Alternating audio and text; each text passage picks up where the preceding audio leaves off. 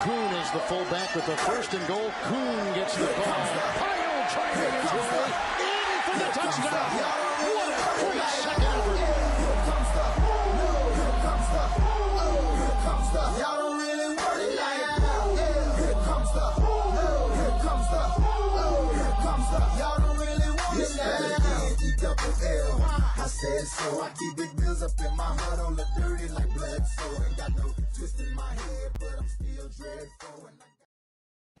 Hey, everybody, and welcome to the latest episode of the Fantasy Fullback Dive, brought to you by the good people at the Roto Street Journal. We are acting as your lead blocker to fantasy glory, fantasy championships, fantasy shit-talking, moral high ground, all the stuff that you're angling for. That's what moral high ground. Right. Moral high ground? Come on. How important is moral high ground in fantasy? It's important, right? Yeah, very important. I've been married for 18 years, and moral high ground is the cornerstone of any functioning relationship. Your face, it just reeks of everything opposite of moral high ground truth. I'm sorry. Your Right. Gronk-esque face. Well, one of the things about me and my wife is, and you'll learn this if you ever get married, is when one of us does get the moral high ground, we never keep it for very long because we're so smug about having it. Anyway, I digress. I, of course, am your host, Nat the Truth Jones.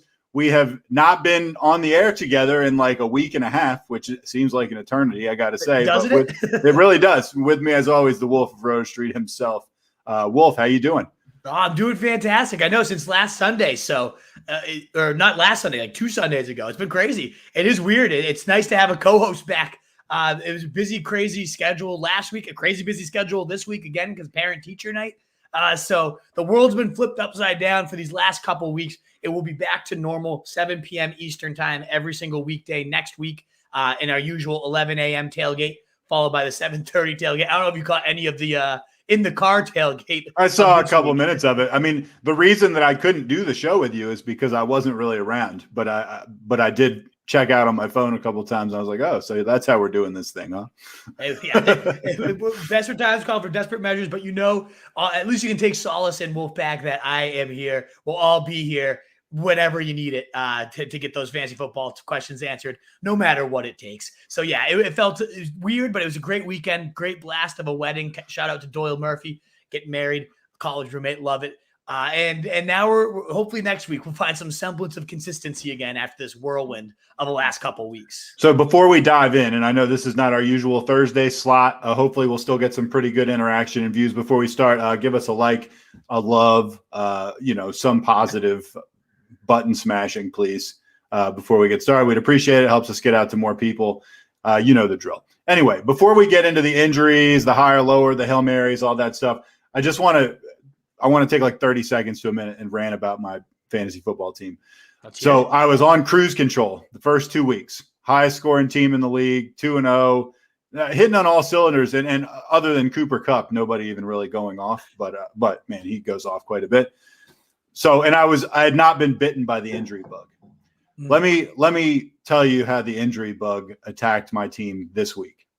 Christian McCaffrey, T. Higgins, James White, Antonio Brown, COVID, Eli Mitchell, and I'm forgetting somebody else. But anyway, that's 5 legitimate injuries right there, almost all of which who would have been starting. Even with those guys going out, and I lost McCaffrey and White not before the game, so I couldn't. So they each played like a quarter, and then they were out. Useless. I lost, but I scored the second highest number of points in the league. Like the only guy that would have beaten me was the guy that I played against. And that's even with getting saddled with that. Let me tell you something about a 1-2 wide receiver combination called Cooper Kupp and Mike Williams. They produce points at a rapid pace. So those are probably the best 2 fantasy picks you could have made. Yeah. To have them both on your team. I have one team with that combination. I have them both kind of scattered throughout leagues. It's the best feeling, isn't it? Like, you're getting 60 points a week from those guys. It's the best feeling, and coupled with Stafford at quarterback, it's a really nice pig roast feeling. Ball, pig roast. Yeah. There's some pig roasting, and Higbee too. So he's gotten in on the pig roast once or twice too. Anyway, all right. That's all I've got to say about my team. King bang right there. I mean, a big rose. That's just everything. When you get three of them going. Things are great. Imagine when McCaffrey comes back. Oh God, yeah, that's quite the squad. Did you get Chuba Hubbard? Are you like locked in with the backup? No, I got Cordell. I have Cordell Patterson though, who I actually feel pretty good. He's like the RB10. Oh yeah, we'll be talking about him later. Yeah, we're big Cordell Patterson guys over here on the pod. You were shitting on me in week 2. We're gonna get back to that in a little bit on Cordell Patterson. Week 2 was ages ago. Anyway. Let's get down to it, and let's talk about – we're going to go kind of rapid fire on these injuries, except we're going to spend maybe a little bit more time on the first one, which is James White. Schefter reported James White. We got a hip injury. He is expected to miss the remainder of the 2021 season. This is a guy who is actually doing pretty well. I mean, he was top 15 running back, catching passes out of the backfield just like we thought he would. And then, one thing, bam, carted off. He's done. Yeah, painful injury for James White. 18.5% target share before going down was behind only Kamara and Christian McCaffrey. The guy was a lights out pass catcher, as you were saying. Very high floor, decent ceiling because he was finding the end zone too. I had him on all my teams. This one definitely is a stiff kick right into the groin. Do not appreciate it at all. Right into the groin. Oh, it's awful. But someone's going to have to fill that void. And I don't think it's going to be an immediate, running back steps in and sees 18% of target share like James White because he was just so savvy and dependable and a great pass protector too. I don't think we can just slot someone in for that, but it still is a staple of this offense. My guess, it's going to come down to 3 guys, J.J. Taylor, Brandon Bolden, or Ramondre Stevenson, because the team has outright come and said, we don't trust Damian Harris in pass protection. He's not going to – that might be the ideal fantasy situation. He just becomes a 3-down monster. He can catch. But the fact that he's been giving up a hurry on 25% of his pass protection attempts, that's bottom in the league. So they don't trust him and they shouldn't trust him. So now it becomes, all right, who else could fill this void? My guess would be J.J. Taylor. He seems like the most natural, shifty, Dion Lewis-y type of guy. He was a preseason monster. Saw 2 targets in his 10 snaps this week. So maybe he's the guy. Ramondre Stevenson, though, he's not the James White body by any means. A big boy, huge. But he can pass protect. He can catch the ball. I wouldn't be shocked to see him take that role and then ultimately maybe even take some carries away from Harris and maybe even just take a 3-down role at the end of it. So if I'm going for the sheer ceiling, I think Ramondre Stevenson is the highest upside guy.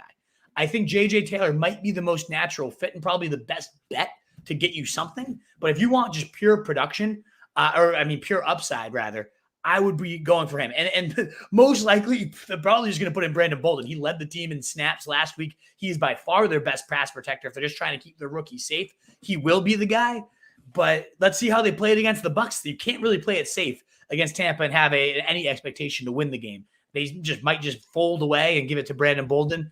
But it's worth stashing both of those guys. I actually stashed both of them wherever I could to see how this plays out, that being Ramondre Stevenson and J.J. Taylor. Even if it ends up being Brandon Bolden, I don't want to touch it. There's going to be no upside there. But I would be stashing these guys for sure because of how invaluable that pass-catching role is in this offense. Yeah, I went from feeling really, really good about myself fantasy-wise to still kind of smug and good and then terrible because the McCaffrey injury left me feeling bad. But then I was like, I got James White stashed on my bench. He's going to be he's going to be fine for 2 or 3 weeks. I'm not going to miss out on much. And then he was carted off the field 5 minutes later. And then all of a sudden, then I got the sweats. The fantasy gods they sniffed out your smugness and were like, let's hubris. It was hubris. Right. Yeah. Exactly. Serious hubris there. Exactly. Right. All right. Let's keep rolling. Mm-hmm. We going back and forth? Or you want me to just hit the headlines? Let's do it. T. Higgins' shoulder is out for week 4, already announced ahead of time, which is kind of nice. You don't have to sweat it out till game time. Big upgrade for Jamar Chase, who had 21 points in his first game without T last week. And also Tyler Boyd led the way with 13 targets. Both of them must starts against this awful Jags defense. Dalvin Cook limited in Wednesday's practice. He did not play last week. It does put him on track to return against the Browns, even though he missed the Seattle game. Remember, in his absence, Alexander Madison, he had 34 carries and targets in Cook's absence. He is one of the most valuable backups, handcuffs in fantasy, even though last year he was terrible when he got the chance. But, of course, if Cook's absent, Madison has no value at all. Yeah, if he's not absent, if he's active. Exactly. If he's active, useless. But if he's out, top 12 running back, in my opinion, for Dalvin Cook. For Alexander Madison. So keep tracking that. But he is on track to play. Daryl Henderson did participate in practice. early participation typically means they're going to play. And I'll talk about him more in high or lower Hail Mary. But let's just say I would get him right back into lineups if you have Daryl Henderson, assuming he is out there. All right, we got a pair of hamstring issues with a pair of pretty high-profile receivers on the Titans. Julio Jones, A.J. Brown both didn't practice on Wednesday. If they end up not playing, it's all of a sudden kind of a tough look for the Tennessee wideout situation. They were already kind of shallow after those two guys. And here's the three guys that you've got written down that they might be rolling out. They could roll out a three-wide set of Nick Westbrook, Ikinnie, Josh Reynolds, and Chester Rogers.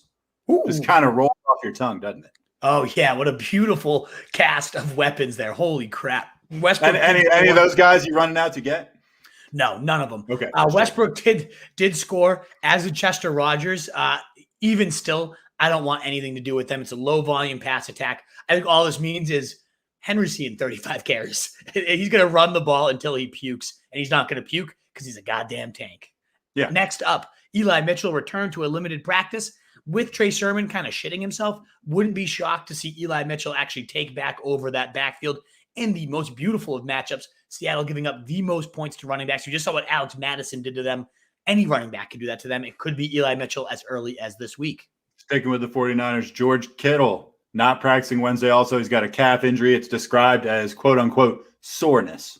But the coach does expect him to play week 4 against the Seahawks. We'll see if he's just blowing smoke or if he really does. If he does play, obviously he's a tight end 1. Oh, 100%. My tight end 3 behind only Waller and Kittle, as it really is almost every week. Chiefs. Waller and Kelsey. Waller and Kelsey, you mean? Oh, yeah, exactly. Waller, Kelsey, exactly. My bad.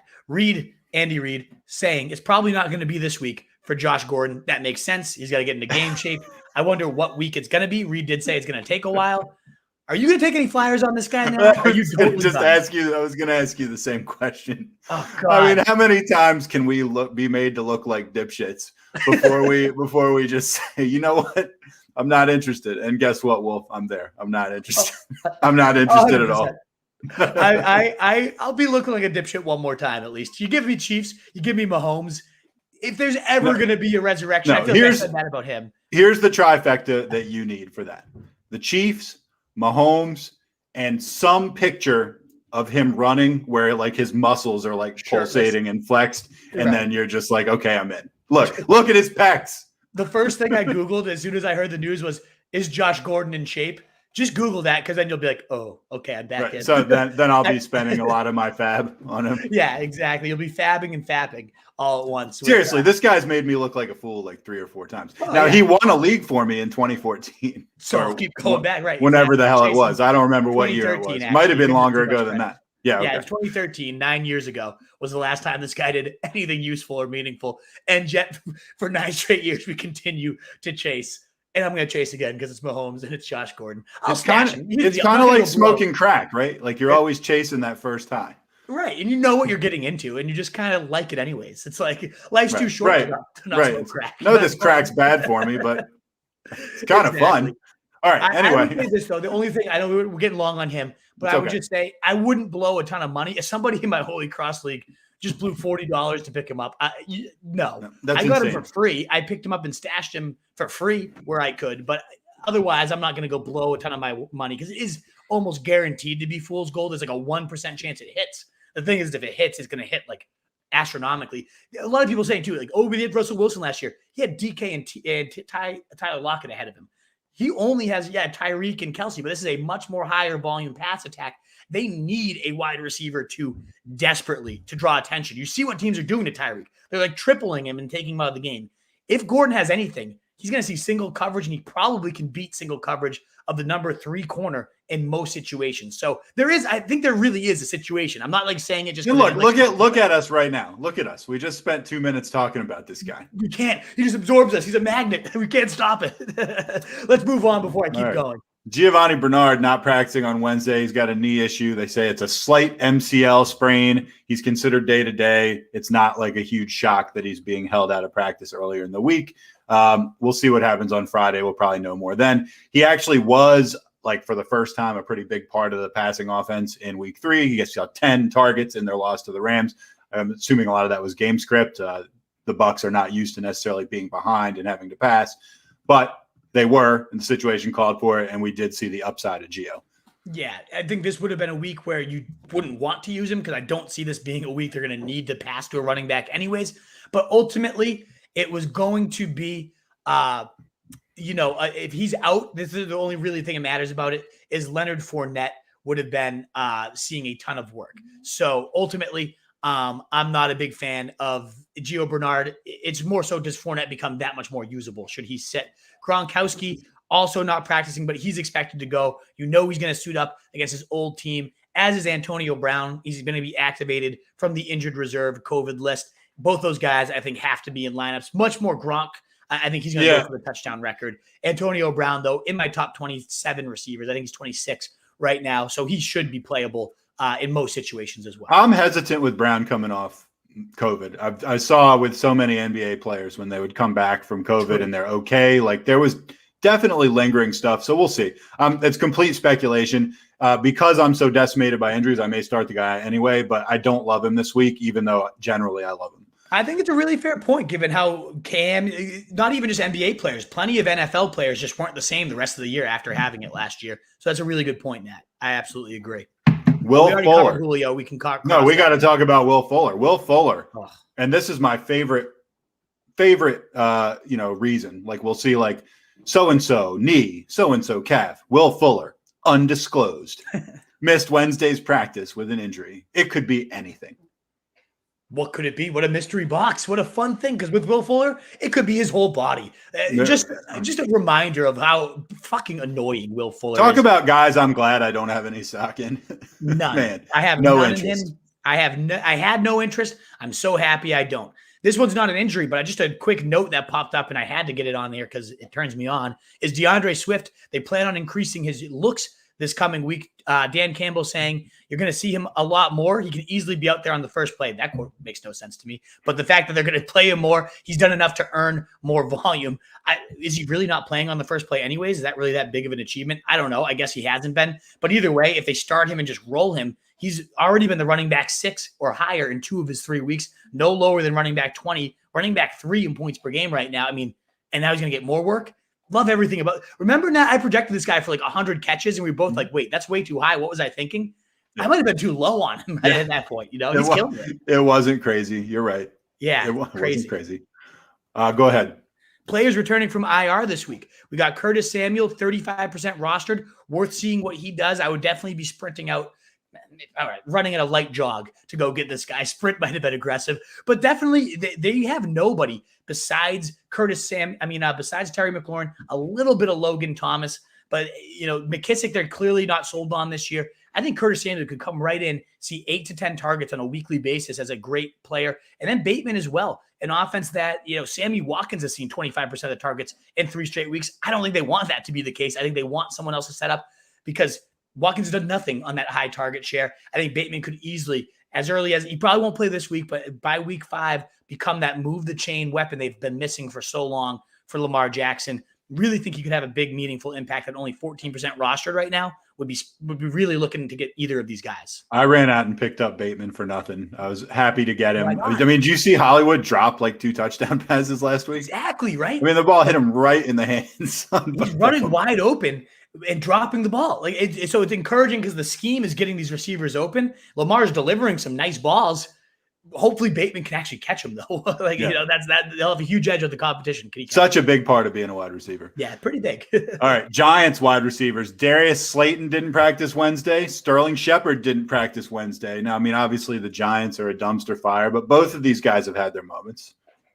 Yeah, Shepard had a monster first couple of weeks, and dating back to last year, had seen 9 or more targets in 4 straight games, had been a wide receiver, 18 or more PPR points in 4 straight games. So this hurts. And they gave up a ton of PPR points to Jacoby Myers out of the slot. If he plays, I'm going to love him this week. But I think both those guys probably rest, and Kenny Golladay ends up being a little bit more valuable. And this one, I don't know what exactly it means. I often will I'll give the credit to the Roto World blurbs. I always kind of just go there, copy the injuries, and then we talk about it from there. The most efficient way of looking at news, in my opinion. But I think this must have been a typo because they wrote Tyler Conklin, glue, elbow. Not sure what glue exactly means. Do you think that means he was like sniffing glue? Maybe. Yeah, he was puking up glue after sniffing far too much before practice. He's not practicing. He was actually the tight end one the last week. Otherwise, I would have been like, why are we talking about Conklin in the first place? He had the most points among tight ends last week. 8 targets, 7 catches, 70 yards, and a TD. Might be a streamer should he be in, but if he's coming to the glue, we probably can't put him in our lineups, right. Unfortunately. Right. Until we find out what that means, I'd stay away. Yes, definitely. All right, we're going to get right into higher, lower, Hail Mary, must watch, stash and see. And one of the stash and see on the quarterbacks, I want to have a brief conversation with you about. But we're going to start where we usually do with higher. This is a guy you've been higher on a few times. One time I called you out on it and I was wrong. Jalen Hurts against KC. You got him as your QB8. That's only 2 spots above the experts. KC's defense has not been stellar. No. They should be 0-3, man.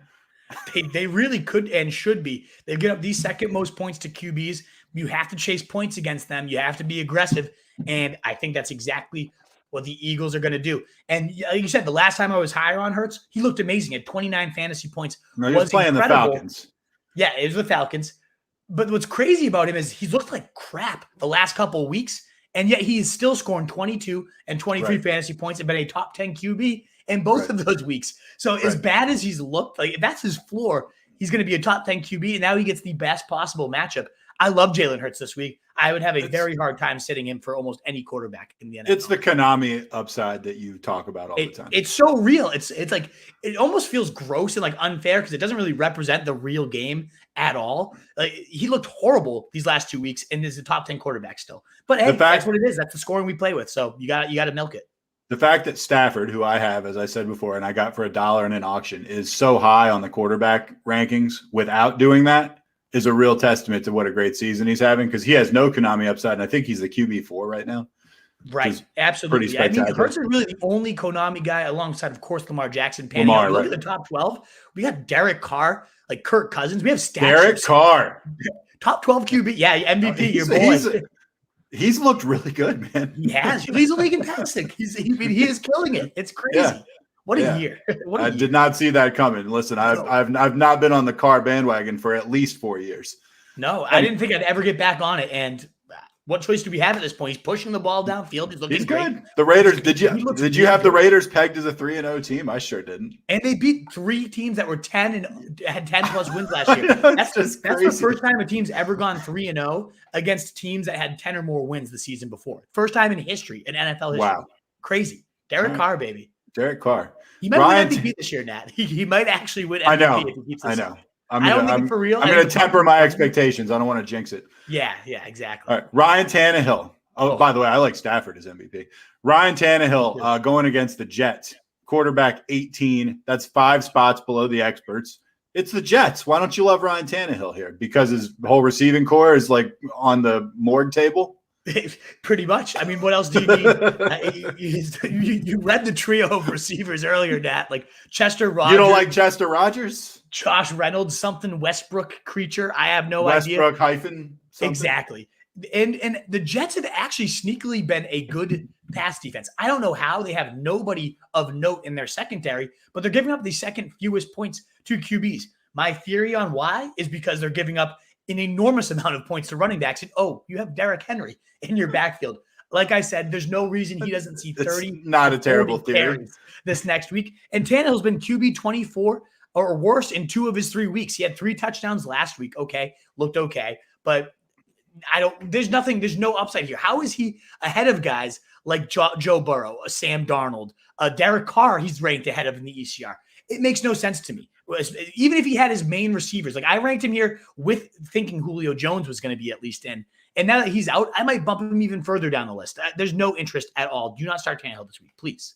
Agree with you, even though the Jets thing is, at quick glance, it's very appealing. But you're right. If you dig into it even a little bit, he's not a great play. Right. Hail Mary, Taylor Heineke. This is a guy who I've been pleasantly surprised by. He's going against Atlanta. We've heard about people doing well against this Falcons football team.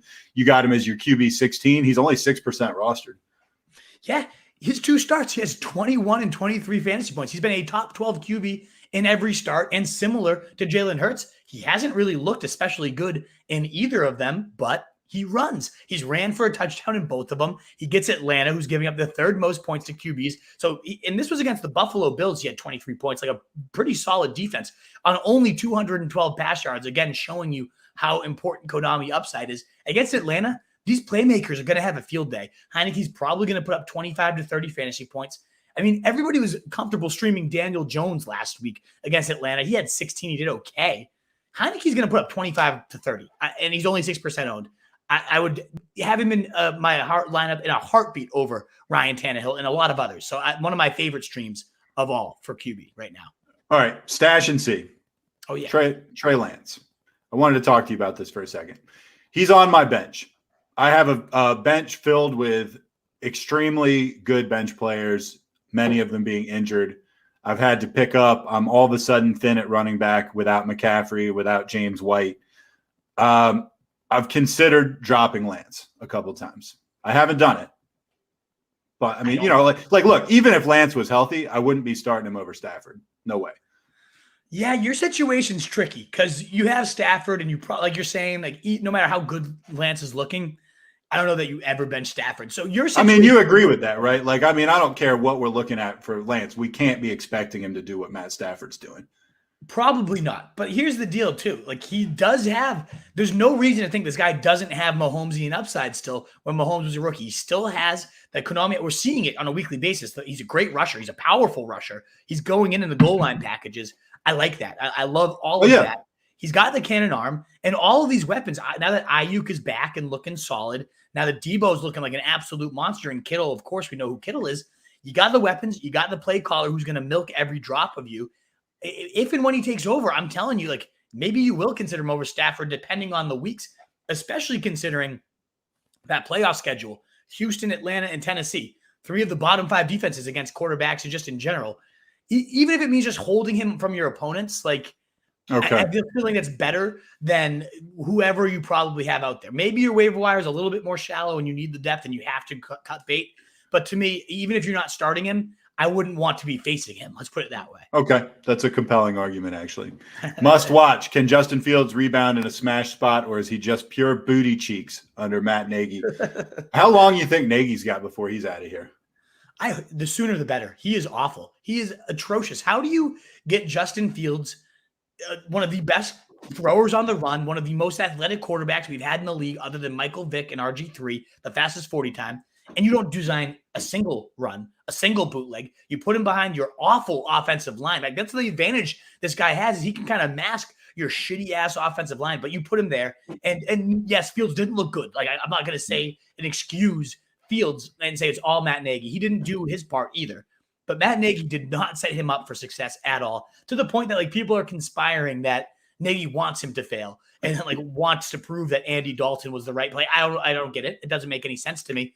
But this is, if he can't get it done against Detroit, if this offense can't get a spark against this pathetic Detroit team, so Allen Robinson we're talking about, Darnell Mooney, even David Montgomery these days, a true workhorse, but doesn't really matter when you're in a complete booty cheeks offense, as we said at the top. This is like the panic button or the big rebound spot for Fields, and I think he's not. I think Matt Nagy's that bad that they don't get it together. But I don't know. Any thoughts on yourself? I agree. I don't think it's going to happen. At least not under this regime. No, not at all. And it is must watch. It's must watch to either puke or, like, to feel a little bit of safeness in your stomach. But I don't know. You can't start him, at least, even against Detroit. You can't put him out there. All right, running backs. Guy you're higher on, and by higher, I mean a lot higher on. You're much higher on Daryl Henderson. He's going against Arizona. You got him as your RB22, 17 spots above the experts. You also like the aforementioned Cordell Patterson. He's going against Washington. You got him as your RB28, 7 spots above the experts. Yeah, and Henderson, as soon as he's confirmed in, if he's confirmed in, that'll climb up in the ECR. Oftentimes early week injuries that people rank them very conservatively. But I'm just kind of showing you, as long as he's playing, this is where I'm going to have him, maybe even bump him up a couple spots. Arizona, it's been, a decent team against the run, but they haven't faced many good running backs. Henderson, McVay said in week 1, as long as this guy's rolling the way he has been, we're not taking him out of the game. And he was true to his word. He didn't get off the field until he got hurt. I don't know if that changes because he got hurt, but I don't expect it to. Henderson's got more explosiveness than Sony Michel, who did okay in spot fill-in duty, but never had any wow plays, didn't do anything like Henderson was, who was getting the goal line work, who was getting all the receiving work. I think he steps right back into that 3-down world with maybe a little bit more Michelle sprinkled in, but I don't expect it much. I think you can definitely smash that start in week 4 here. And Patterson, I mean, I think he's significantly undervalued week in and week out. I agree. I'm going to continue to rank him as a top 30 guy every week as a definite fringe starter. Even if he's not getting it done in the run game, he's still seeing 82 yards in the receiving game. In crucial situations, he's the guy that's in over Mike Davis. He's catching screens. He's moving the chains. Arthur Smith loves him, and he's going to have a role. They're always going to be playing from behind. And when you think about Washington, how would you rather attack this team from the running back position? Right in the teeth of the defense with your fat Mike Davis running back, or get some guys in space, get Cordarrelle Patterson in speed, let him do his damage there. That's how you beat this team. So I really think Patterson's going to be the higher used guy and do a lot more damage this week. So listen, obviously the Falcons are the Falcons and anything can change. You're saying you're calling him like a fringe starter. I would say that you're almost criminally underranking this guy if you're only ranking him 27, 28. And I'm just going by his PPR numbers and ranking right now. He is the RB9, okay, in PPR, okay? He, as far as rushing goes, he's getting 7 carries a game. He's gotten 7 carries all 3 games. That's nothing. And he hasn't done much. One week he went for like 50. The other ones he was like 20. Okay, so not much. He did score once. But receiving, the guy's caught 13 balls. Yeah. He's been targeted 16 times, so he's catching everything they're throwing his way. And he's got like 160 yards receiving and a touchdown. So, I mean, he's getting like 5 and 50 receiving every game. That's 10 points. Like, right? I mean, that on top of any random touchdown or rushing, I think assuming he's going to get this workload, I think RB28 is like actually really low. It might be too low. And you're right. And you're preaching to the choir here. I mean, I was talking about this guy at week 2. After he had a decent week 1, he led the team in rushing. I called him my Hail Mary. He was only 11% rostered at that time when we went for Hail Marys. And you were like, Cordarrelle Patterson, haven't you learned your lesson by now? And Twitter was destroying me. Like, he sucks. He's ass. And here we go. And here he is as a guy that you're saying right now shouldn't even be considered fringe. And I'm agreeing with you. Like, as a receiving, it's kind of like a Deandre Swift light. Like, he might not see a ton of carries, but he's getting so much receiving volume, it doesn't really matter. The running back, if you're getting 10 points on the receiving end, you can wipe your ass with the running end, and you're a startable player. Exactly. He's averaging 16.3 a game in PPR. That's real, and that's over 3 games. I mean, I know it's not a huge sample size, but it's not nothing. No, and he's looking good too. It's not like it's like bad points. When you watch the guy play, he's every bit as explosive as he's ever been, and he's just getting more usage now. I love him. You know what? You're right. I'm higher. I'm 7 spots higher than the ECR, and I probably need to be. I think he deserves a couple more things, a couple more spots bumped. We'll see if he can keep it up. All right, let's talk running back. Saquon Barkley at the Saints. You got him as 18, 5 below the experts. Man, Saquon might just be a sinking ship. Myles Gaskin against Indianapolis. You got him as your RB 25, 5 below the experts. Yeah, both fringe starters, and I mean, it's kind of – I do like what Saquon's doing. Would you rather start Myles Gaskin than Cordell Patterson? No, you're right. You got him higher on your list, though. Exactly. I need to update that for sure. All right. With Saquon, I mean, 18 points last week, 90% of the backfield workload, like 80-something% of the snaps. I mean, he's back to Saquon role. I actually like this guy a lot after this week, but the Saints are so damn good against running backs, and he hasn't been anything close to efficient already this year. He's not going to find that efficiency at all against the Saints. They bottle up running backs with the best of them.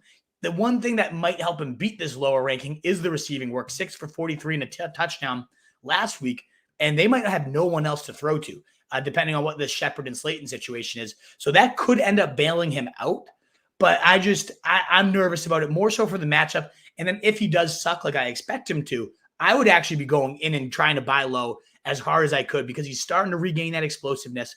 I'm intrigued by him. Myles Gaskin, meanwhile, running back 26, running back 36, running back 32 so far across his stats. Like, it hasn't been anything special. Now he gets a pretty tough matchup here against a nice Indy front 7. Just like, why? What's he getting you? You know, like, he used to at least get the receiving work, but Jalen Waddle saw 13 targets. He's kind of become that outlet, like safety valve. They're going to him instead of going to Gaskin. And with that drained, and Malcolm Brown coming in for the touchdown work, you're looking at a classic between the 20s plotter that I have no interest in. So yeah, why is he above Patterson? No good answer for that. I'll have to adjust that for sure. All right. Let's all take a deep breath before we get to the Hail Mary here. Now, this is the spot where last time on the show, Cordero Patterson was called, and we just spent 5 minutes talking about what a great call that was. But do you hear in the distance, is that Peyton Barber's music? 30% owned, Hail Mary. Yeah. Mic drop. Exactly. And we know your hands are in the pants because nobody likes truth. Oh, that's right. I'm keeping them below the table where nobody can see them. I just see that camera shaking a little bit over there. Who knows what's happening? Yeah, exactly. For Peyton Barber, man. Look, I thought the guy was completely hideous and disgusting, smelled bad, looked bad, just everything, tasted bad, like nothing good about him. He put up 111 rushing yards, and 101 of them came after contact. He was bowling through people. He also caught, I think, 4 balls for 36 yards. He was the featured back. He had 26 touches. Only 5 running backs had more carries or more touches, rather, last week than this guy. So this becomes a complete throw out the window if Josh Jacobs plays. But should he not, Barber's going to get that type of workload against a bottom 10, 10th most points allowed to 2 running backs with the Chargers.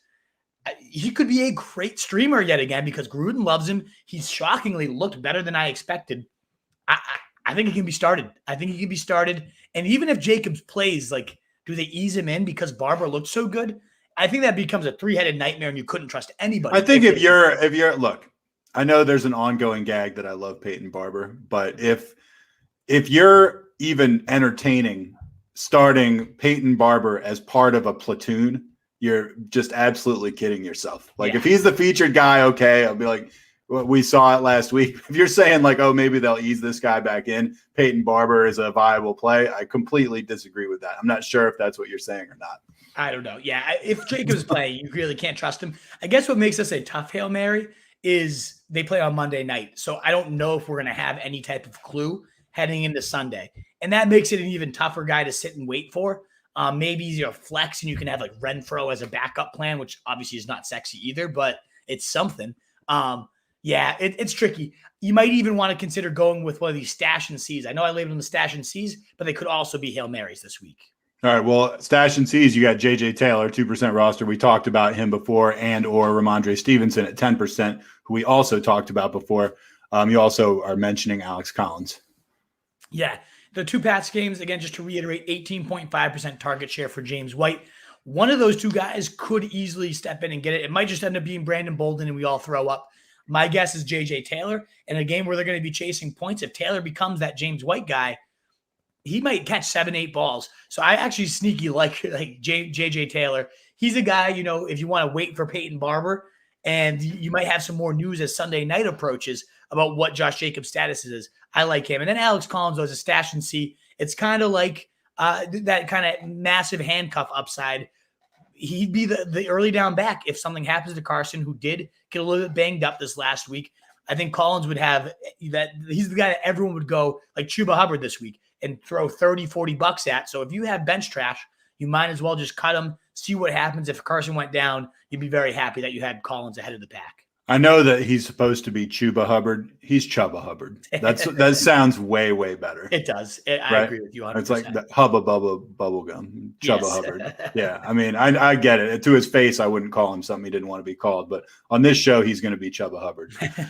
But he's a big fan now. He's tuned in. You're essentially saying it to his face right now. All right. If he busts into the DMs, I'll owe him an apology.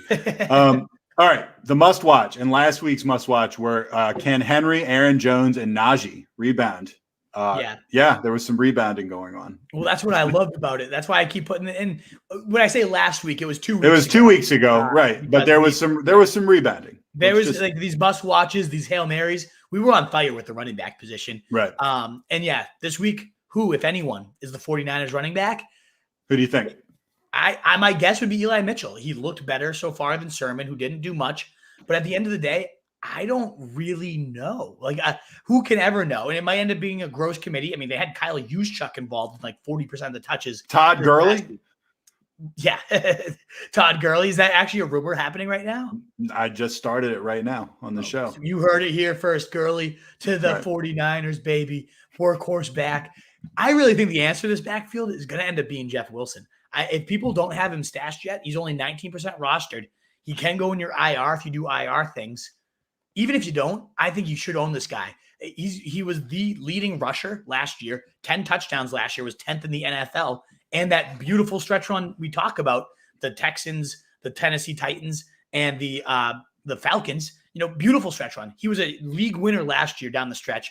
I really think he could line up. He had 30 points in week 16. This guy has legit NFL talent and legit NFL upside. And we're just seeing everyone else crap themselves or get hurt in this backfield. You know what I think the key to the 49ers backfield is going to be? Trey Lance. It very well could be as well. But you know how that's even like the mobile quarterbacks open the most absurd cutback lanes. It's true. When the preseason was happening, Mostert had that like 70-yard just monster, opening. The Red Sea parted for him. So, yes, Trey Lance will definitely take some volume, but he'll also create unbelievable situations. Did you see how easily he walked into the end zone when they set him up? It was like he didn't even run, really, and he just was in the end zone pretty much untouched. And you're sitting here saying you might want to cut this guy. Come on, Nat. Don't do it. I have a really, really good quarterback. I understand that. But what you said about keeping him out of someone else's hands, that spoke to me. Yeah, exactly. And all right, so anyway. All right, let's keep moving. We're halfway through the position. We got to do wide receiver, tight ends. When we're not working up to Thursday Night Football, we're a lot more long-winded, Wolf. I know. Seriously, we're usually pretty efficient. We don't choose our words as carefully. We're just like very casual. But smash the like button for us, please. We're halfway through. We'd love to get a couple more likes or a bunch more likes. All right, wide receivers. Terry McLaurin against Atlanta. You love attacking Atlanta, don't you? You got him as your wide receiver 7. That's 5 spots above the experts. You also like Mike Evans in the Brady return game to New England. You got him as your wide receiver 15, 6 spots above the experts. OBJ at Minnesota, wide receiver 23, 7 spots above the experts. And you love Beckham, huh? And I love who? Odell Beckham. Oh, yeah. I really actually do love what I saw from him. We'll start at the highest one, though. Terry McLaurin. This is more for DFS because no brainer. You're starting Terry McLaurin in your regular lineups against Atlanta. But at DFS, I think he's the 15th priced receiver. I have him all the way at wide receiver 7. Love the matchup, giving up 10th most points. Some coming up there. I know, you're right. Yeah, pretty gross. +5 ECR. It's just a smash spot. I think this is going to be another one of those 11 catch, 100-yard TD days. Like, let's not forget what happened a couple weeks ago. This is still his easiest matchup of the year as well. Mike Evans, meanwhile, has been rolling. I get AB being back causes a bit of concern. And Brady might just go to the well and go for those higher percentage looks. But to beat the defense, they might make Brady force those one-on-one situations at New England. Evans has 22 and 15 points in back-to-back weeks. I think he continues to roll. Him and Brady are in a really, really nice groove at this point. And then Odell Beckham, the guy that probably most people are wondering, can I get him in or do I wait another week? I don't think you wait. On only 69 or 64% of the snaps, rather, he saw a 29% target share. He had nice 73 yards, nothing crazy to write home about, but 5 catches, 77 yards, 9 targets. It was more the usage and the fact that he looked every bit as explosive as a couple of years ago, like better than we've seen him look in a few years. And now these are the few weeks where he won't have Jarvis Landry there eating all the cheese. I think he gets his workload continue to ratchet up. Number 4 in terms of points allowed, the Minnesota Vikings. I just love Odell Beckham this week. I can't believe he's like a fringe starter to people. I would have him in every lineup I could possibly get him in. All right, this next one lower, this kills me. Calvin Ridley against Washington, wide receiver 17. That's 8 spots below the experts. Robert Woods, man, talk about a guy where we were like, yeah, him and Kupp, about even. Going against Arizona, wide receiver 37, 11 spots below the experts. I mean, if you look at how his fortune and Kupp's fortunes have gone this year, I mean, Kupp is the undisputed wide receiver 1 right now. And I think Woods is like in the 40s, 42, something like that. As far as Ridley goes, man, that was the guy that I spent twice as much on him as I did on Kupp. Wow. And you told me it was a steal, and I believed you. I think anybody what you paid for would have thought it was a steal in the preseason. No target competition should be this hog. And granted, 11 targets, 10 targets, 8 targets, not like the hog we expected, but not a bad target share. It's just that Matt Ryan is awful. This offense is awful. And he's ultimately been the wide receiver 61, wide receiver 17, wide receiver 36. I'm ranking him at the highest he's ever hit. And somehow I'm still 8 spots below the ECR. People are still ranking him as a wide receiver 9. Yes, I get it. Ridley's a good player that's seeing volume, but this volume is coming from a dumpster. People are really, really slow sometimes to catch up on what's actually happening in front of them. It's like we get Ridley was like a top 5 guy preseason. I paid premium for him, but I can also see 3 weeks in that he's not a top 5 guy anymore. And people, this would drive me crazy with OBJ over the past couple of years. It's like he wasn't producing and people were just ranking him really high because he was really good like several years ago. And I'm not saying that's happening with Ridley. I'm just like long term. I'm just saying right now, it's pretty clear the guy doesn't deserve to be where they have him. I mean, he just hasn't produced, and there's guys that are just much more attractive options that are below him. Yeah. Do you think he's going to rebound, or do you think this is what we're going to be looking at this year? Like, he's going to be like wide receiver 15 or 20 on the year? I think that he's going to be like a middling wide receiver too that continues to get ranked as this like high-end quality wide receiver 1. I just don't buy it. I just don't get it. And Woods is still the same idea. He's getting ranked as like this, mid-range wide receiver 2. He's finished as the wide receiver 42, wide receiver 44, wide receiver 65 across his starts. Even our RSJ people on our group text were saying stuff like, Cup's getting it now, Woods will get it later. And I was just like, no, man, that's not what's happening here. No. Like, this is a clear alpha and number 2 or number 3 guy right now. Like, I don't think Kupp is going to give up half his stuff to Woods anytime soon. No, especially the fact that Kupp has more than doubled him up in air yards. Like, that used to be flipped. It used to be Woods doing a lot of the deep work and Kupp doing a lot of the underneath yak stuff. Woods isn't getting any of the deep stuff. He's not getting any of the yak stuff. He's just not getting anything. 4 targets, 9 targets, okay, in week, against Indy. Then 6 targets, like, he's just not really a huge role. He's getting some running back touches, but there's a huge buy low narrative out there on Woods. And honestly, I'd be selling low. I'd be trying to get what I could for this guy, especially, and he might have a blow up week. There's going to be a day he does it. And, against Arizona when they need points, maybe it's this week. As soon as he does, I'm going to be hitting the sell button as fast as I could. I do not see this being something where he gets it together. He'll have a blow up here or there. I'm getting rid of him though as fast as I can. Hail Mary. Hunter Renfrow going against the LA Chargers, 21% owned. He's looked pretty good, and we talked about Carr. Yeah, I think that's really it. His Carr is just an engine right now. 300-plus yards in 7 straight games, leading the league in passing. And Renfro's the second most consistent guy after Darren Waller. 9, 7, and 6 targets. That's more than Robert Woods, who we were just talking about. 10, 8, and 16 fantasy points. More than Robert Woods, who we were just talking about. So Renfro's just got the most consistent role outside of Waller in an offense that's leading the league in passing. In a matchup against the Chargers where they're going to need to be able to move the ball and put up points, I like it. I don't love it. There's not a ton of ceiling here. The fact that he scored last week is kind of like the peak ceiling for Renfrow. But he's going to get you a nice 10-ish points. He's had 10 in PPR every single week. And if he gets to the end zone, then even better. So I think as a Hail Mary, like, that's a pretty nice floor for a Hail Mary. Dash and C, we don't really need to get into these because we've actually touched on both of them already. Guys coming off the IR, Rashad Bateman, 14%, who I picked up. Curtis Samuel, 35%, who you made a case for earlier. Anything to add to those guys, or are we good? No, we covered them in the IR section. So if you missed that, feel free to rewind and check that out a little bit later. All right, must watch. We touched on this too. Can Odell Beckham carry last week's momentum? What the hell is the deal with Amari Cooper, who we were anointing, the second coming in week 1? Allen Robinson, Robert Woods, I'd say on both of those guys. Brandon Ayuk, I'd say he's intriguing. He's looked really, really bad. And, for a while last week, he looked pretty good. Exactly. I'm most intrigued, I'd say, by Brandon Ayuk. Let's see if he can continue the momentum, 90% routes to 4% for Trent Sheriff. It seems like he is officially back into the starting lineup and without a doubt. You never know with Kyle Shanahan. That's kind of why he's on the watch list, is like, what if he just reverts out of nowhere? But I think he is officially back, and he looked really good, leaping over people, still fast as all hell down the field. I think he could have a nice, like, huge blow-up game. So I'm ready to get him back in lineups. I'm even ready for that. The other guys, I don't want Allen Robinson in my lineup. I don't. No, me either. And I blame the coach completely. He's a good receiver. Right. Exactly. I'm a very good receiver. But, yeah, McCarthy's just a complete asshat. And what's clear to me, though, is, and maybe this isn't that much of an asshat move, is when the Cowboys don't have to throw, they're going to protect Dak. He went from 58 pass attempts in week 1, like looked like he was ready to be that 60 attempt a week, insane volume, 450 yards a game guy. He's now had 26 and like 24. He hasn't even reached that number of pass attempts in week 1 in his last couple starts combined. So when they don't have to throw it a ton, they're not going to. And I guess that's, pretty smart to protect Dak. And they're not going to have to. I mean, in a lot of their games, they're going to win that division going away. I think so too. Against the Panthers, they might have to. This has been an offense. They haven't trailed all year.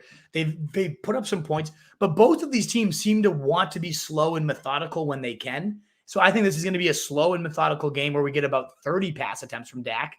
Is that going to be enough to sustain Cooper? Can he regain some consistency? I don't know, but it's clear the 16 target days, those are well gone. Yeah, I think that was an anomaly looking back on it. Although we did get excited. All right, there's a slight mistake on here. I'm assuming your data is correct. We're going into tight ends right now. You got Gronk going against Atlanta. We know it's New England. It's the big comeback game. You got him as your tight end 4, 3 spots above the experts. Can you believe that we're talking about Gronk as the tight end 4? Wild. I would never have guessed this entering last year, but here we are. As we've said a few times on this podcast, the guy looks like a completely different player at this point than he did last year. You know who else he looks like? This guy. He looks like my co-host over here. Indeed, we've gotten that one far too many times. It makes me sick. I know it does. But he's running. I mean, he did have the rib injury. Let's see what happens with that. Is that going to slow him down at all? But he was running like the Gronk of old. It was a completely different player than what we saw last year. And he had multiple touchdowns in back-to-back weeks. Last week, again, getting knocked out with the ribs. Did come back and toughed it out, but didn't end up scoring. The thing that I like about this, though, is he's 2 touchdowns away. Him and Brady are 2 touchdowns away together from taking over Marvin Harrison and Peyton Manning for all-time connection in terms of most touchdowns of all time. Wow. You don't think they're going to want to go for that in their old home stadium? No, I think they will. They're licking their chops, and Bruce Arians has it circled, I'm sure. They're going to try to make sure they do everything to get Gronk 2 touchdowns so that he breaks that record in his old home against his old fans. Like, that's happening. He's going to have 2 touchdowns, and people aren't ranking him nearly high enough. I love Gronk this week. I think that's actually a really compelling case, and I think it might make me downgrade their other receivers a tiny bit. They're going to force feed it to him. I really think so in the red zone. Right. I think so too. That'll be cool. All right. Lower. I've been dying to talk about this guy. Kyle Pitts, Washington, tight end 12, 2 spots below the experts. Where's your panic meter on this guy? Who I know you were all about. He's less talented than Ridley, and he's in that same horrible scenario, horrible situation. We should have all seen this coming. Yes, he was the unicorn prospect, right? But rookie tight ends always translate low and slow. And for the longest time, I had him below Hawkinson, below Andrews, and was like, all right, let's pump the brakes, guys. It's a rookie tight end. And then I got absorbed into the hype, and I regret it. I bumped him up way too high. At this point, he's a fringe starter. I mean, he's been tight end 22 or worse in 2 of his 3 weeks. The one thing I am hanging on to is he's moved a lot all over the formation, slot, out wide, in the backfield at times. And you like to see that creative usage. It should lead to some good numbers. But at the end of the day, I think we just always are looking for narratives to forgive people that we like and want to believe in. And it ultimately just doesn't matter if the stats aren't following it. And they're not following it here. Yeah, it's fantasy football. That's all that matters, literally. It's ultimately all that matters. And I'm nervous. I'm very nervous. Washington's actually been a pretty bad defense for the most part of this year, but they've been pretty good against tight ends. So I would be benching this guy if I had a better option. And I think I actually might bump the guy I have below him officially ahead. This is Hail Mary. And that's Dawson Knox, who you've got as your tight end 11, 4 spots above the experts, and he's only rostered on 26% of teams. Compare that to Pitts, who I'm sure is rostered 95%. Exactly. And he gets Houston, who's given up the 4th most points to tight ends, most receptions to tight ends. He's participated in 80% or 85% even last 2 weeks of Josh Allen's route. So he's the every down guy. There's no other Tyler Kroft or someone else nibbling his cheese. An every down weapon in a Josh Allen-led offense that's just looked like it's regained its form from last year against the Houston Texans. He's got 2 touchdowns and he scored 2 of his 3 weeks. He had 4 catches for 40 yards in the other one, which at tight end ultimately is pretty decent. Knox has a very clear role in a very explosive offense, especially in the red zone. He's seen 2 red zone targets. He's put both of them into touchdowns. I like this guy. I don't know why he's not owned more at a tight end position where most often you're just hoping for a touchdown. This guy's getting good volume and red zone volume. I really like him as a Hail Mary this week. All right, Stash and C. God, you're all over this guy. Pat Freiermuth. I knew you were going to slide him into the podcast somehow. Always. He's a Newbury Report guy. He's a local guy now. I know, and that's why I'm forgiving of it. Yes, but beyond that, he actually is talented. I mean, he's starting to play more snaps run more routes than Eric Ebron, who had 0 for 0 last week. If and when this is officially taken over, I guess the one thing that sucks about it is he's tied to Big Ben. And like, have you ever seen a drop off as hard? Like Peyton Manning's drop off was bad. Big Ben's just like falling and crumbling on himself. It's sad. Like he's about as bad a quarterback as there is in the NFL now. Maybe Davis Mills, maybe worse. I don't know, but like he's pretty horrible. I genuinely think the team would be better off with Mason Rudolph, and I don't think Mason Rudolph is good at all. Like I think they'd be better with Mason Rudolph, but I mean, I think they'd be way better with someone like Gardner Minshew or something like that. Right? They could have gotten their hands on, Why didn't they go after him? Why not take a stab at like Cam Newton at this point? Like I know he's. I wouldn't. That's throwing good money after bad. There's no point in that. But there's some guys that can play football a lot better than Ben Roethlisberger, who I think that they. I would go for Cam. I mean, I know you'd have to throw some money to get Cam, and it brings a media circus. But they still have a good defense. I'm not going to bring in a washed quarterback to replace a washed quarterback. He's far less washed than Big Ben. He's pretty washed. Cam looked good this preseason. I watched every preseason snap for the Pats. He only played in one game. He went like 8 for 990. The ball was zipping. Like I was shocked they released him. And honestly, the way maybe they probably shouldn't. I'm happy they're letting Mac Jones take his lumps and get out there. I know. I would not want Cam Newton around. I'm glad they did what they did. But I don't think Cam is. I think Cam was looking much better than what he looked like last year. If I was them, I'd be wringing him off the hook. Either way, Pat Fry moves back to our tight end stash, playing more snaps than Eric Ebron, looking like the big body red zone guy, big freak, some good steam, down the seam catches. I really like this kid as a talent. I just don't know if everything around him will ever work out to his meaningful value. But if you have bench trash to cut, who I should have put here is Tommy Tremble from the Panthers. That's who I should have put. They just traded away Dan Arnold because they called this kid Jeremy Chin. So, I'm gonna now change my thing. I like Frymouth, but now that I've talked about it, this is very cap ceiling here. I think Tommy Tremble ran in a touchdown, the first rookie tight end to ever run in a touchdown. Pretty nice. Caught a nice 30-yarder down the seam. And then after the game, Matt Rule says, this is this year's Jeremy Chin, who they took in round 3 last year. He's on the other side of the ball, but he became an all-star like really quickly because of his versatility, because of how they could use him. And that's what he said, how versatile this Tommy Tremble is. We've gotten a million trade calls for him, and there's no way we're trading him because we love what he's doing. We can't wait to grow his role. That's why they traded Dan Arnold away. I'm excited to see what he does. He would be my stash and see. Tommy Tremble is the play I like. All right, and they're must watch. You're interested to see Kittle's role and what you think will be a likely shootout. I just want to see him get some volume. He finally started to see a little bit of an uptick. I want one of those classic, 15 target, 160, Bull Kittle days. And I think he's due for it. And I think we might get it this week. All right. You got a mailbag icon, logo, sound effect? Oh, you know it. Bring it. Nothing better than that. And we have some questions, folks. Let's get to them all. Wolf and Gronk just rubbing the wolf the wrong way. Right off the bat, Denny Jennings. Mike Schneider, we back again. Yeah, Mike, what's Double sessions for you boys, baby. The Wolfpack, you can never rest. Tunes wants to know, hey, Truth, did you get a Peyton boner this last weekend? Here's the truth.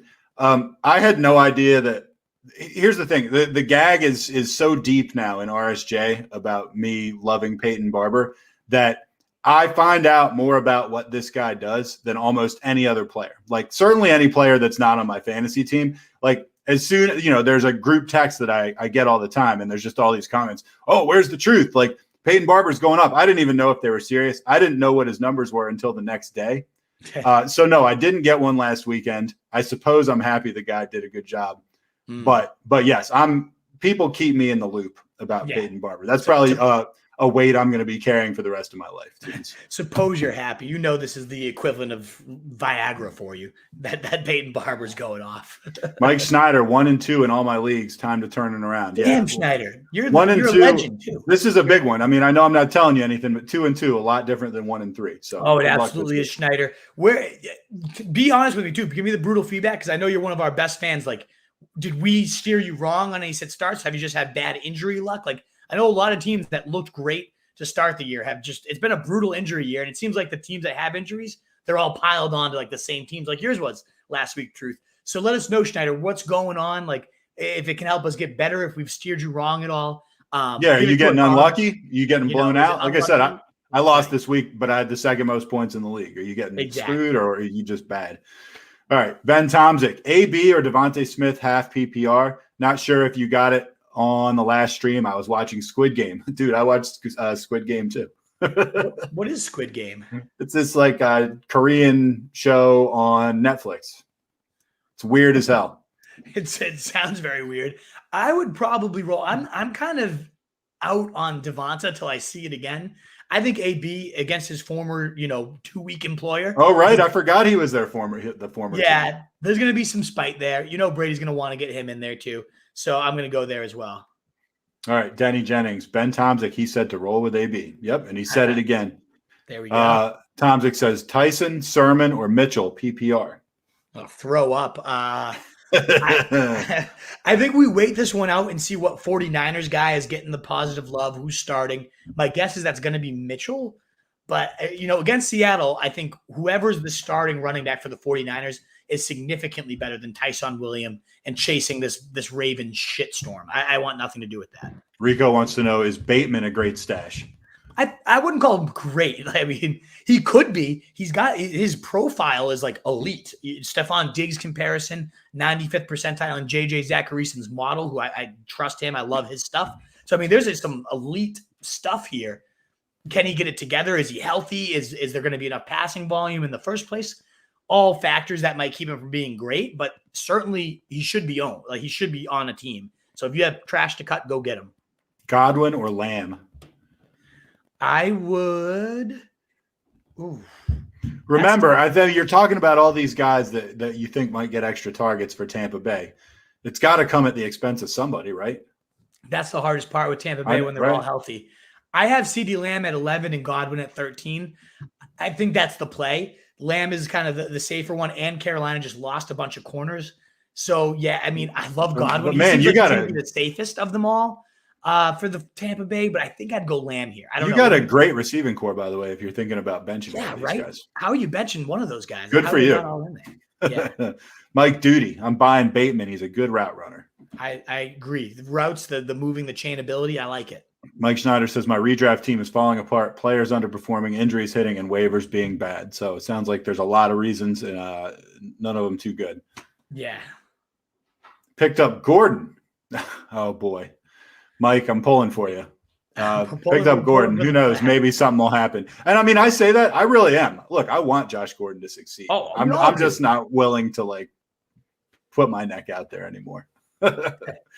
Mike Duty says he gives Lamar someone who won't drop 3 TDs.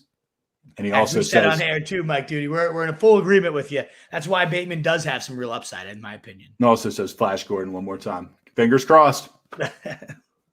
Rico says, LOL, life's too short not to smoke crack. Thank you. Fire him on up. You agree with our philosophy. There you go. Charlie Sigmund. Anyway, AJ Brown plays this week. I kind of don't think so, but I mean, I guess it's not impossible. They listed him week to week. So even if he did play, Charlie, I don't think you could ever trust putting him in your lineup. I wouldn't. Now, Aiden got a little loud with us here. Do I start Antonio Brown or Christian Kirk this week? All caps. All caps, baby. I'm going to go AB there. I like them both, though. Kirk, I mean, coming off his 100-yard game, looking real solid. But that's one of those. It's both of these offenses truly are 4 elite weapons. Who's it going to be? The one thing is with Brady, he's not running in any touchdowns, and the running backs aren't doing anything.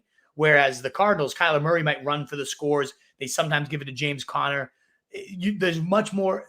It's spread out for both of these passing cores, but one of them is just sheer passing volume, the Bucs, versus the Cardinals, which also was a little bit up and down throughout the year too. So give me Antonio Brown when I think Brady's just going to do everything he can to dump it on the Patriots. Climate Change says CD and J-Rob for Najee and A-Rob in a half-point PPR league. I mean, Najee is a big jump above J-Rob, but getting A-Rob CD is a big jump above A-Rob right now, though. Exactly. So it's, I guess, what's your bigger need? I think I might side with the Najee and A-Rob. I'd lean with Najee and A-Rob. I wouldn't love it. Because A-Rob he's been so good with such shit for so long. I think J-Rob is the worst player in this equation. Right. Kind of. A-Rob might be, though, if this continues. All right. I mean, I guess I've seen A-Rob be really good. You're right. He might be the least valuable at this point. That's terrible, true, but yeah, that's just hard though. That's a really tough one. But I think I'd go Najee, A-Rob. And just for the record, I'm looking at what receivers went for in my auction draft. A-Rob, $28. Cooper Kupp, 19. Wow. Beautiful pick. Beautiful pick. AK says, would you rather have Dalvin Cook or Alvin Kamara the rest of the season in PPR? Is this Alvin Kamara writing into us right now? Good to see Alvin. I take you. No. Right. Full PPR, it becomes tricky. I do have Cook higher in my half PPR big board. But when you mix in the injury concerns and then Kamara's full PPR upside, I think I go Kamara. I mean, he just played 84% of the snaps, saw 24 carries, a career high. They're using him more than they've ever used him. And when Thomas comes back and this offense gets even more juice, all the better for Kamara, in my opinion. So I think I go Kamara in a full PPR league there. Carter Payne says, what's up, fellas? A.J. Brown is currently down, so I'm starting Jamar and Tyreek. Those are good choices. Should I flex Robert Woods, OBJ, or Renfro, 10-man PPR? I have a feeling the Wolf's going to say OBJ. Sure am. Yeah, I don't like either of the other two options, especially not compared to OBJ. If you heard us rave about him, Carter, then you know why.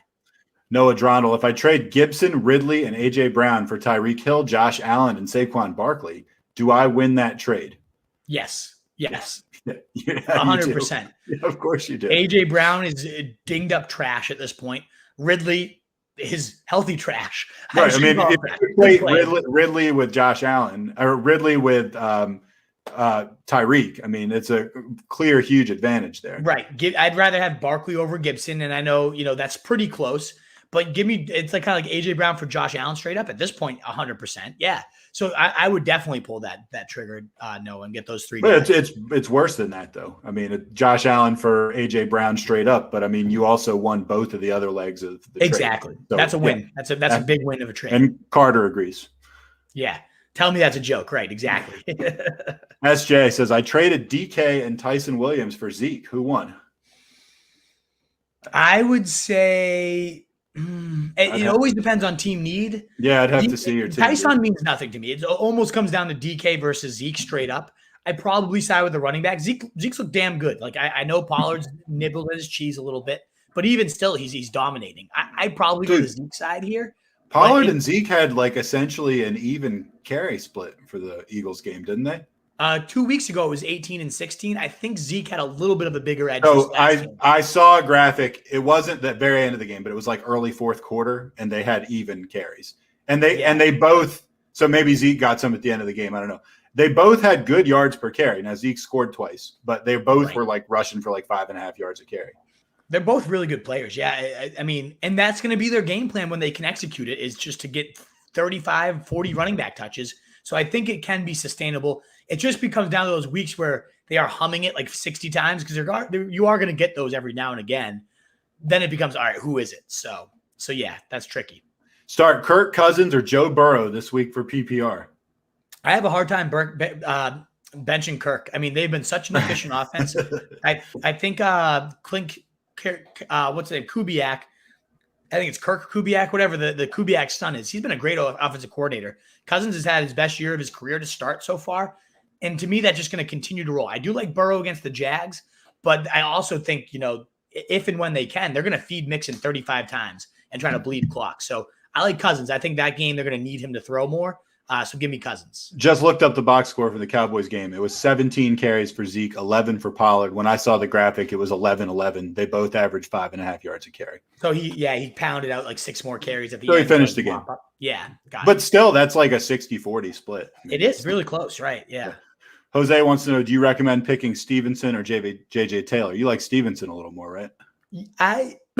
Again, to reiterate that, when we talked at more depth, if you want to rewind to the beginning of the show, I think Stevenson has the longer term ceiling as like a true 3-down horse potentially. If something happens to Harris, if he's already has the James Wright role, like you might see the next LeGarrette Blount for the second half of the season where he had like 15 touchdowns. I mean, it's crazy.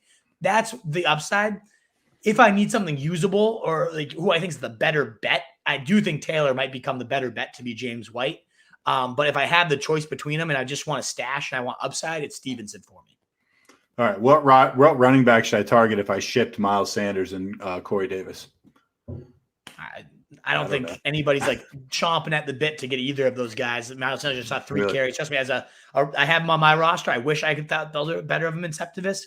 Corey Davis, nobody wants because of how bad the Jets look. Maybe a top 17 guy, but I don't think you're going to get much for that. I'm sorry. I wish you could, but you probably won't. Derek Just, I'm hurting at wide receivers with injuries. D-Hop, A.J. Brown, and Shepard. Should I trade Hunt for Debo Samuel? I have Kamara, Sanders, Fournette, and Pollard. What should I do? If you can get that deal, yeah, you definitely could. Is that on the table? I would do that, Derek. Absolutely. Given you have pretty good running back depth, and Debo's been unbelievable this year. Yeah, I would do that. And Hunt's a platoon guy. He's okay. Right. Exactly. He had a great week this week. That'd be the definition of selling high. He looked really good this week. If you can get Debo. If you can get that, do it. Should I trade Gibson, CeeDee Lamb, and Mike Davis for CMC and PPR? I really would have to see your roster. I know that's a cop-out. I know I say that all the time. I'd be hesitant. Yeah, you'd have to have really good depth. Like Mike Davis means nothing to me, so like Gibson and CD for him. Cordell Patterson's the running back you want in Atlanta. Exactly. This one's tough because, yes, he's only supposed to be out a week or two, but what if this lingers? What if it happens again? And you just gave up a running back one and a wide receiver one for him? I think that's a little too – if he was healthy and rolling right now, I'd probably say go with it. The fact that he's injured and we think he's going to be good, but we don't really know, I would be hesitant to do this trade unless you have insane depth. My other wide receivers are Chark, Waddle, and Beasley. Oh, yeah, you need to do that. I mean, you'd get – yeah, those aren't great. You need to do that deal. Charlie says, do I accept this? I got offered A.J. Brown for Deontay Johnson and A.B. I'd rather have Deontay Johnson and AB. I think if A.J. Brown's going for those prices, I'm selling as fast as I can. I would want to get out of that pit as fast as I can. Todd Exotic, truth, way to push the Wolves' thinking. Even intellects need to be challenged. You are so right, Todd. That was the challenge on the Cordero ranking. Oh, yeah. I like that one, too. I agree with it. It was a pretty good challenge. Yeah. Extra hyper. Should I trade for Dalvin Cook and I give up Scary Terry? I mean, like straight up. I would. I mean, I'd rather have Dalvin Cook over Scary Terry all day. Me too. Yeah, I like Scary Terry, but yeah, no brainer. Derek Just, I stashed Marlon Mack on my IR. See if he gets traded. Good stash. I mean, anybody you can stash on your IR that's essentially costing you nothing that might come back and play is not a terrible stash. So it's a terrible stash if Jeff Wilson's out there, if Curtis Samuel was out there, or Bateman. Because I'm assuming you have multiple IR spots. I mean, I do. Right. I mean, if you're like using your only spot to get Marlon Mack, I'll bet you could do better.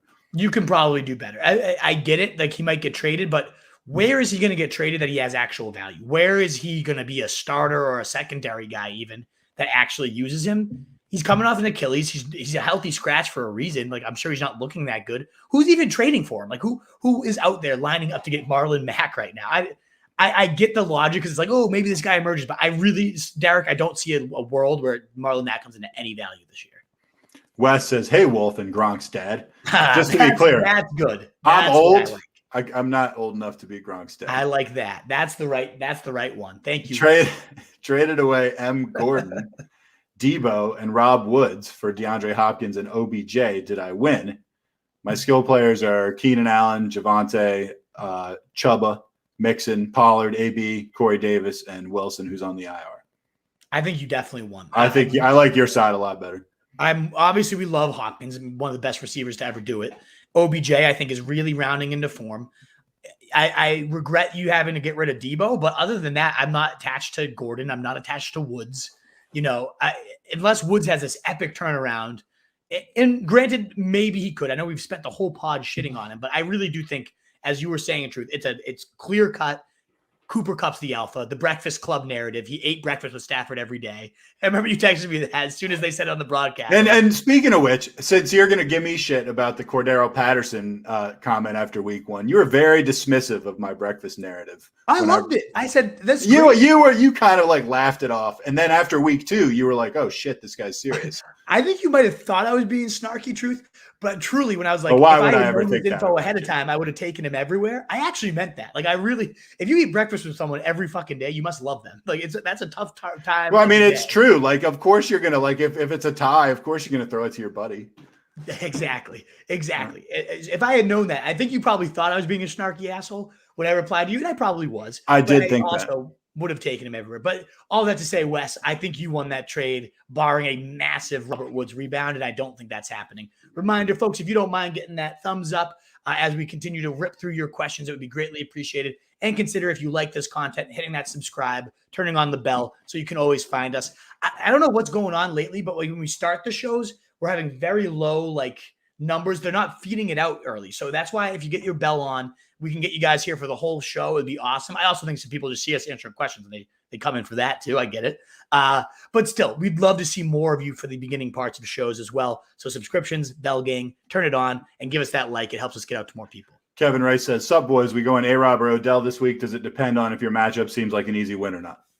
I would go Odell, whether it's an easy win or not. I don't trust A-Rob yet. I put him on the bench, fire him up. Maybe he has a big game on your bench. I'm sorry if he does, but sometimes you just need to give that player the kick in the dick, and he needs it right now. Wes says, "AB revenge game this week, or Javonte, Corey Davis, OBJ." Ooh, you get the Corey Davis revenge game too. I think I'm going to go AB, but actually, you know what? I'm going OBJ. I love OBJ. Who am I trying to talk myself out of OBJ? I'm in on OBJ this week. Give him to me. What about you, Truth? I know you're not a big OBJ guy, so would you still go in here? I mean, it's between him and AB. I don't know. Like I said, I'm a little bit hesitant on AB this week, but you're talking about revenge. I forgot he briefly played for the Pats, so now I'm kind of being swayed by your influence. I don't know. I would probably go AB, but I don't know. OBJ wouldn't be a bad move there. I go OBJ. Wes goes Nat goes AB. We'll see. Wes, let us know who you choose. Mitch Chavez says, "Do we see Pitts improving soon? Also, does this target share with Brissett for Waddle stay high?" I don't really see Pitt improving soon unless something drastic changes, Mitch. I guess it's one of those things it can only go up. So improving. Right. Yeah. So I guess he'll improve. Yeah. But improving to the point where I'm confident in him every week now. I really don't. I don't think we're going to see 13 targets a week for Waddle, but that's also by design. He is, as I was saying, why I'm low on Gaskin. The safety valve has become Jalen Waddle, and he deserves to be. He's explosive. He didn't do a ton with what he saw this week, but I love that usage. I'm very, very encouraged by Waddle for sure. Quarterback, Derek says, quarterback, Josh Allen, running backs, Kamara, Sanders, Fournette, Hunt, Pollard, Mack, wide receivers, Hopkins, A.J. Brown, Chark, Waddle, Beasley, Shepard, tight end, Goddard. I can't do these questions. I'm sorry. That's a nice roster. Do I need to make changes after just giving us your whole roster? That's not a question. Sorry. We can't waste our time with that. I don't like Goddard at tight end for whatever it's worth. Mitch Chavez, I dropped Fields for Darnold on waivers. That was heartbreaking, but his matchup for week 7 is Allen is on bye, so that's good, right? Yeah, I like Darnold a lot too. Much safer option. At this point, the ceiling for Fields, he might have a big day here or two, but the floor is just way too scary to trust. Fields on Edmonds against the Rams this week. I don't like him much, personally. Don't love it, but, volume is volume. The end. Will Leonard Fournette ever be worth anything? Trade for Michael Carter? Trash for trash, the end. Yeah, it depends if you're a fan of one of them or whatever. Trey, someone in my 16-team redraft league dropped A.J. Brown. I'm thinking about dropping Hardman for him. So, look, A.J. Brown is, hurt and whatever, but if he's just on waivers, you should probably pick him up. Yeah, exactly. I don't love him, but yes, on waivers, do it. Absolutely, Trey. And Rico agrees. Yeah. The end. Trade Dak for Herbert. I like Herbert more. I like Herbert more too, yeah. Jeremiah Moore, do I keep Deontay on my bench this week? I don't know. Who else? Who else you got?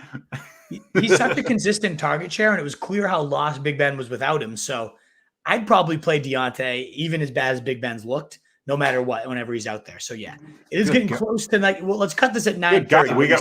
We got a lot of questions here. So let's rip through them. Yeah, and if we don't get through them all, we don't get through them all. Boss man Fat, is it okay to start Devontae, Deontay, and Mason Crosby, who all play in the same game? Yeah, of course. I love games. I mean, if they're your best options, absolutely. That's how you win in DFS, is stacking the right games. Mohamed Jarrah, would you trade Derrick Henry for Adam Thielen and Hopkins? Give me Derrick Henry all day in that one. And good options, but give me Derrick Henry. Mike Schneider, Dwayne Haskins is still in Pitt. Do we like Haskins more than Big Ben? I like anybody with a pulse more than Big Ben. So yes. All right. Anderson Kidwell, bench Lamar this week and pick up Cousins or Carr off waivers? I would probably keep rolling Lamar. He hasn't given you too much of a reason to bench him. Those guys are good.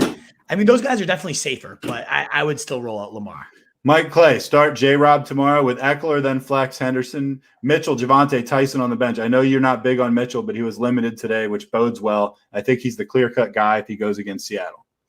I would probably still play J-Rob, though. It's a big up in the air situation, and J-Rob's in a pretty good spot after having 22 points last week. So I would go J-Rob, Eckler, and then it gives you the option. Like if Henderson ends up being out, then you have Mitchell. I would get J-Rob in there because if Henderson's out and then Mitchell's not the guy, then you're in a pretty tough spot. So I'd go J-Rob tomorrow. He's a pretty good option. Tough to roll the dice with Henderson and Mitchell, both questionable. Yep. Exactly. He says, I pick up Corey Davis, Tim Patrick, and Rondell for flex possibility if I don't roll with J-Rob. Yeah, I would go J-Rob. I kind of like Tim Patrick. But I do love Timmy Patrick. I do. Yeah. Joey wants to know Kyler Murray or Stafford this weekend. I go Kyler, but I think, Truth, you might have a different feeling. No, because I think they're pretty comparable points-wise, and I guess the tie should go to the legs. Tie goes to the runner. Exactly. But I don't think you can go wrong with either of them. I think they're both probably going to put up 25-ish or more points easily. Yeah. Mahmoud, Devontae Smith or Cordero? I'm going Cordero, definitely. Yeah, me too. I'm with you on Cordero. Devontae's reached that point where I need to see it to believe it again. I have as running backs Eckler, Jonathan Taylor, Chuba Hubbard, and as wide receivers I have Lockett, Amari, DJ Moore. I don't know who to put in my flex and who to sit. So you got one flex spot. I don't know how many you can bench here or what. I mean, if you're like Lockett, if you're worried about that, I don't know. I guess I don't know how many. I think I'm benching Amari out of all these options if it's like benching one. But yeah, good options. That's a pretty unclear question. Denny says Josh Gordon is like the ugly ex-girlfriend you see at the bar when you're drunk and you can't say no. Beer goggles. Exactly. That's well said, Denny. We actually appreciate that analogy. That's how he's been for like 9 straight years, though. So now it's like right because like 10 years later, you picked him up once and it was awesome. Right, and you just keep and you remember it. You're married now, but you still remember it. You still remember, and you're still tempted. But it's going to go bad. You still text him every now and then. Yeah. Mike Schneider. I got Higgins, Cook, Ridley, A-Rob, Mike Davis, Sermon, Carter, and Marshall, all disappointing and injured. But Mike Williams is probably my best pick. There's not too many people that have Mike Williams that he wasn't their best pick. Yeah, he's the best pick other than Cooper Kupp this year. And even in terms of value, might be a better pick. I got Kupp for $19. I got Williams for $2. So, can you keep him for like $2 next year? No, we decided that's just too unfair. You score with somebody and then you pay $5 more for him, and it's still like $40 below what he's worth. So we just start again every year. Gotcha. Mike Clay, if I package J-Rob and A-Rob, what wide receiver range do you think I could get in return? I don't think anybody's sprinting. Nobody wants that, Mike. So one thing I would say is if you have these trade questions, like what could I get in return? Those are way too vague, but we do have a trade value chart. I would highly recommend. Jackson Barrett does a great job on our trade value chart on the website. So check that out. If you have like one of these, what could I potentially get for these guys? What is their points at? Where do they have them in the rest of the season? Big board. But it's also like who's sprinting to go get A-Rob right now. I think you'd be selling low, and you might want to, but I don't think you're going to get what you hope me to say. Like, oh, you should go for Hopkins right now. You're looking at like a slight upgrade to A-Rob, which is not going to be that good.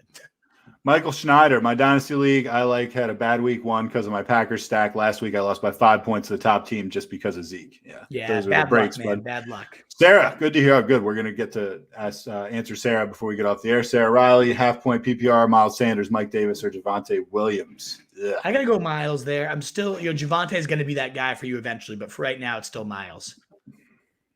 Tacky T, if I'm 3-0. Asir says, I traded McLaren for A.J. Brown. Was that a good trade?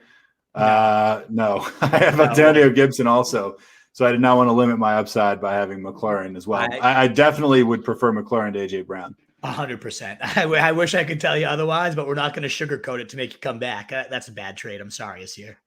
Jeff Lee, non-PPR quarterbacks. Ugh. Burrow versus Carr and wide receivers. Jefferson, Ridley, Godwin, Jamar Chase. Which 3 wide receivers? Those are 4 really good wide receivers. I'm benching Ridley here. I'm benching Ridley too, and it breaks my heart to say it. And I probably would play. I mean, it's sexy to stack Chase, but I would probably play Carr the way he's rolling right now. Tacky T, if I'm 3-0 and I need a flex, do I trade Henry and CD for Jamar Chase, CMC, and A.J. Brown? No, because I think A.J. Brown, I don't know. He's getting tacked on these deals like he's adding a ton of value. I'd rather have Henry at this point than CMC even. Like, just give me Henry. Well, Henry's on the field. I mean, you ask me in 3 weeks if they're both playing and healthy. Maybe I'll say something different. I'm not doing that deal. Trade AJ Brown for Jamar Chase and a meh running back. Yeah. I mean, I would just Jamar Chase. I would trade him straight up for Jamar Chase. Man. Honestly, I really would too. Mitch, I traded Henderson and Boyd for Pitts and Waddle. Both were on my bench. I like the potential of Pitts and Waddle. Higbee is my current starting tight end. Right now, I would definitely start Higbee above Pitts. I would too, and I don't know if I love this because I like Henderson and Boyd. I don't, Mitch. I usually like your trades. I don't think I like this one very much. I do like Waddle, but I don't like Pitts enough to like that trade. Asir says, should I trade AJ Brown for Godwin? If someone will give you Godwin for AJ Brown, you do it immediately. Please. Don't even think twice. AJ Brown must have way higher value than I'm realizing because I would want to get rid of this guy as fast as I could right now. Well, these are like big name receivers. People are doing. Like, Chris Godwin's a beast, but he's like the wide receiver 12 or something. He's a monster. Yeah. Option printing. Start Melvin Gordon or Fournette PPR. Ugh. Gordon. I mean, what's his name? Bernard's ruled out. Maybe it gets closer, but Gordon's been pretty good, and that's the 7th most points to running backs right there. So I go him. Chase says, so far I have Keenan Allen and Boyd in my wide receiver 1 and 2 spot. I have Beasley in my flex. I recently moved Boyd in over Deontay Johnson. I also have Julio on the bench. Should I leave those 3 wide receivers in? I'm having a hard time following that. That's Chase. You got to make that clear. I don't know what's going on. Julio might be hurt. It might not really have an option anyways, you know? Joey needs 2 wide receivers in a flex. Robert Woods, Tyler Boyd, Cortland Sutton, Marvin Jones, or should I throw Edmonds in at flex? Woods, Boyd, Sutton. I would put Sutton in over Woods and Woods. I think I'd go Boyd, Sutton, Jones. I really like the volume you're getting from Jones, Boyd. It's 2 Thursday night guys, Joey, which is like always a little queasy if they laid eggs, but they also could blow up for you. I'm benching Woods. Edmonds, if you're going to bench one of the guys, I'd probably bench Jones, but I really do like Jones. He's been balling this year. So I'd probably go Boyd, Sutton, Jones. I kind of need to win Kevin Rice. So if we're tossing A-Rob behind OBJ, do I have my flex be Edmonds, A-Rob, Manny Sanders, or Pollard? I like Manny Sanders, man. I really do like Manny Sanders there too, but I probably go A-Rob over him this week. Oh, I wasn't looking at A-Rob and OBJ. I was just looking. Yeah, I think I go for it against Detroit. I just try one more time. All right, Noah Pringle. What's up, Noah? Spent a bunch of my fab on Chubby this week. Do I start him or Chris Carson? I'd definitely start Carson. Yeah, Chris Carson. That's just getting too cute. Don't get cute, man. We already answered that one. Denny Jennings. Thanks, boys. Good night. Good night. Thanks, Good Denny. night. Mitch, have a great night, guys. Thanks. Anytime, You Mitch. as well. Last one. Start 3 between Allen, Johnson, Julio, Boyd, and Beasley. Much better way to ask your question, Chase. Yeah, I didn't mean to be rude. I know. But thank you for. I've recorded for 2.5 straight hours. I'm about to go to bed, so I didn't mean to be rude. This is how you ask questions. Much better. I would go Keenan definitely. Boyd, lock him in on Thursday night tomorrow. And then, Julio might be out. Johnson might be out. And then you just go Beasley. If Johnson plays, you go him. If Julio, if Johnson's out, it comes down to Julio and Beasley. I probably would go Beasley at this point. I'm worried about Julio. So you lock in Keenan, you lock in Boyd, and then we kind of figure it out on Sunday. If Julio plays, I'm playing him above Beasley, even though it makes me a little queasy. Probably, yeah. I probably would too. Chase, come back on Sunday, 11 a.m. We'll have our sit-start show. We'll have more information, and we can give you a better answer. I'm glad you reworded that and gave us a cleaner question there. Kevin Rice says he loves the extra long stream. Thanks, boys. Anytime, Kevin. Absolutely. Appreciate Alrighty, it. guys. Well, thank you so much. Let's get a 3-0 Sunday for you. Mike Schneider, I agree. You absolutely start Tyreek Hill as well. KTC Bull, not to ignore you. But yes, you absolutely start Tyreek. And make sure you follow RotoStreetJournal.com. We breed and feed fantasy wolves. You find me at RotoStreetWolf. If you prefer a podcast or have to stream it one day, you have to miss the live stream, Fantasy Fullback Dive the next day. All your podcasts are available wherever you listen. Thank you guys so much for being here. Thank you for so much interaction on a Wednesday night. We usually get this type of interaction on a Thursday before the game. It's cool. The Wolfpack showing out here. YouTube's really kind of blowing up for us, and I love it. So continue to share us out. Continue to help the pack grow. Your thumbs up means the world, as does subscriptions and bells if you like what we're doing here. We work our asses off for you, Wolfpack. We love you, and we appreciate your support as well. So thank you guys so much. I'm the Wolf. I'm the truth. World full of fantasy sheep, guys. Be that wolf. Later.